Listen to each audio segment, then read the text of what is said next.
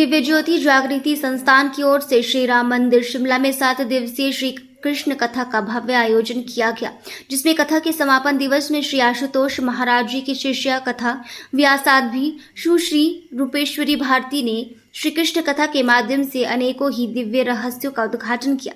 उन्होंने बताया कि प्रभु श्री कृष्ण का जीवन चरित्र हमारे जीवन के लिए एक प्रेरणा स्रोत है। प्रभु की एक कथा एक परिवर्तन है, एक क्रांति है। जब हमारे शरीर में प्रभु का प्राकट्य होता है तभी मनुष्य ईश्वर को जान पाता है। हमारे समस्त शास्त्रों में ये भी बताया गया है कि मनुष्य जीवन का लक्ष्य ईश्वर को प्राप्त करना है। कथा में भक्त सुदामा का प्रसंग भी सुनाया गया। सुदामा जो भगवान श्री कृष्ण के सखा भी थे और भक्त भी थे।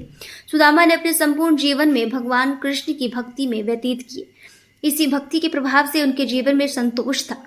भगवान कृष्ण ने सुदामा के तंदुल बहुत भाव से ग्रहण किए, क्योंकि भगवान तो सदैव भाव के भूखे हैं। साध्वी ने कहा कि वर्तमान समाज की विभिन्न समस्याओं को सुलझाने के लिए आज संपूर्ण क्रांति की आवश्यकता है। क्रांति का अर्थ होता है आनंदपूर्ण परिवर्तन। मनुष्य के भीतर जो विकार है उनका कारण है मन। जब तक इंसान का मन विकसित नहीं होता तब तक वो किसी समाधान का अंग नहीं बन सकता।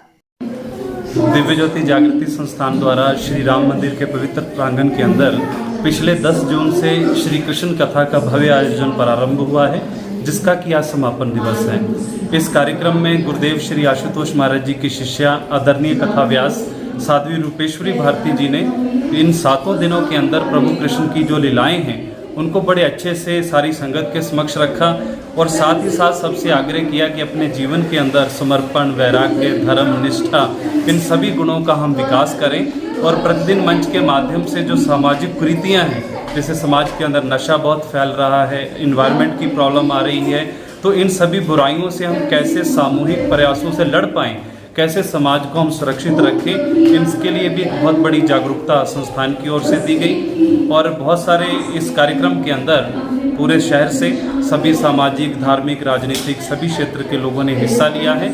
मैं सभी शिमला वासियों से ये आग्रह करूंगा कि सभी सनातन धर्म के प्रचार के लिए जब भी अवसर मिले उसमें जुटे और तभी हम भारत को विश्व गुरु बना पाएंगे।